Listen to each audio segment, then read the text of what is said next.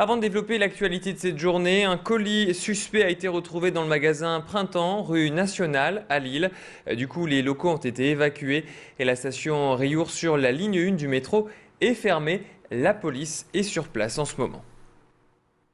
Et alors justement, ça ne va pas faire les affaires du printemps puisque les fans de shopping sont dans les starting blocks depuis ce matin. Vers 8 h, le coup d'envoi des soldes a été donné dans tous les magasins de la métropole.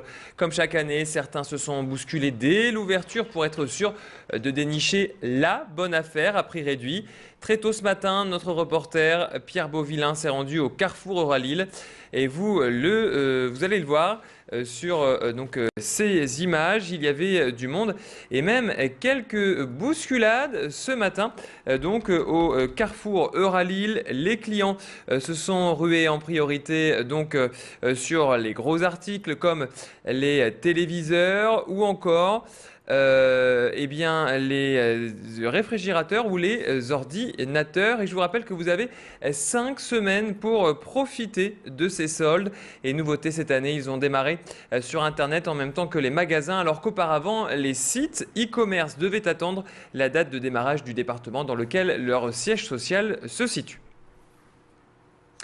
Justice, une babysitter lilloise arrêtée et écrouée pour avoir violenté un nourrisson de 18 mois. Cette jeune femme de 23 ans comparaissait hier devant le tribunal de Lille. Elle a été placée en détention provisoire. En cause des violences répétées sur un bébé de 18 mois. Pour avoir des preuves de ces violences, les parents de l'enfant ont dissimulé une caméra vidéo. Et les images sont éloquentes. On y voit la jeune femme attacher l'enfant à son lit, le gifler et même le jeter à travers les pièces. La famille de Vambrechy a bien sûr porté plainte. L'affaire a été renvoyée au mois d'août. La justice a demandé des expertises de l'enfant et du profil psychologique de la babysitter. En attendant, elle est donc écrouée. Éducation, le Pas-de-Calais moins touché par les fermetures de classes. Suite à un comité technique paritaire tenu hier, 14 classes seront finalement maintenues à la rentrée prochaine, mais 66 autres vont bel et bien fermer.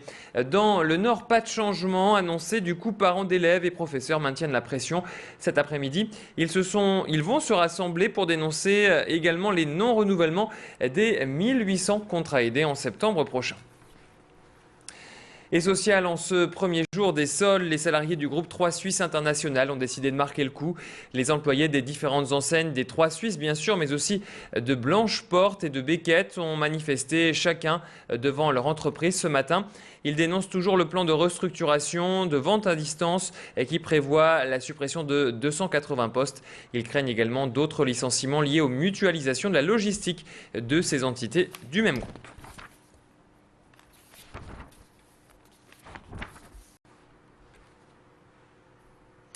Du sport et du tennis, Wimbledon continue pour Pauline Parmentier. À partir de 17 h 30, la nordiste affronte la russe Ksenia Pervak pour le deuxième tour du tournoi.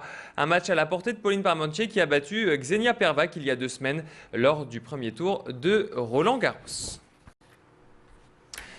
Et sport et football, le mercato se poursuit au LOSC, ainsi que ses rumeurs. Yanga Mbiwa pourrait rejoindre les Dogs. D'après le Parisien, les dirigeants lillois s'intéresseraient de près aux défenseurs de Montpellier. Autre nom qui circule, celui du Coréen Park Chu-young, reparti en Ligue 2 avec Monaco. Ce qui est sûr, c'est que Vincent Enyema sera bien le deuxième gardien du LOSC. Le Nigérian a signé avec les nordistes. Et puis l'attaquant nantais Ronny Rodelin a signé, lui, avec les Dogs pour 4 ans. Rock'n'roll, jazz ou encore électro, Lille hier vibrait au rythme de la fête de la musique. Pour la 30e année, les chanteurs, groupes, amateurs ou professionnels étaient une nouvelle fois invités à prendre leur micro et leurs instruments de musique pour se produire gratuitement dans les rues de la métropole. Et même si la foule semblait moins nombreuse que les années précédentes, l'ambiance, elle, était au rendez-vous. Au programme hier soir, percussions brésiliennes sur la place de la République, électro, rock à la gare Saint-Sauveur ou encore chansons françaises dans le Vieux-Lille. Bref, de quoi ravir tous les spectateurs. La programmation de Gare Saint-Sauveur, c'était du DJ, je crois, de la musique manouche. On sait que là où qu'on aille, on va trouver un truc sympa et c'est aussi plutôt une sortie entre amis. Donc, C'est formidable ce soir, on s'amuse, franchement j'adore. On est surtout orienté rock, mais c'est vrai que plusieurs musiques qu'on découvre au fur et à mesure avec la fête de la musique. c'est très bien. J'entendais plus de monde quand même, plus d'ambiance. Tout le monde n'est pas dans un coin, tout le monde est dans un coin perdu, voilà quoi. J'entendais quand même plus de gens et tout ça quoi.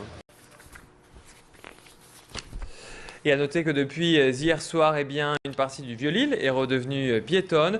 Il s'agit de la rue de Gand, de la rue de la Monnaie et de la place du Concert, interdite toutes aux voitures le mardi jusqu'au dimanche de 19h à minuit et ce jusqu'au 2 septembre.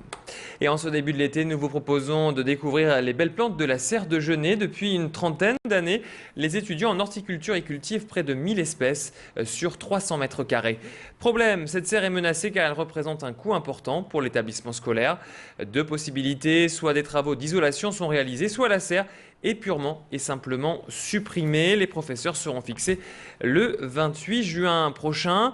Ils espèrent qu'une solution sera trouvée car cette serre est un outil pédagogique très important.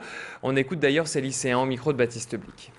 Ça m'a permis, c'est un moment d'évasion quoi, où on peut se dire bah voilà, on est cool, on travaille en apprenant pas mal de choses. Je pense que sans le bassin, j'aurais pas la moyenne que j'ai maintenant, quoi. C'est vraiment ce qui m'a aidé, ce qui me boostait tous les jours en me levant le matin, c'était de venir ici au bassin faire notre activité. Les élèves sont bien ici, ils font pas de bêtises parce qu'il y a cet espace-là. Et des élèves qui sont très difficiles en classe. Quand on les voit ici, c'est complètement autre chose. À cause de l'espace, à cause de ce qu'il y a à faire, ils s'épanouissent.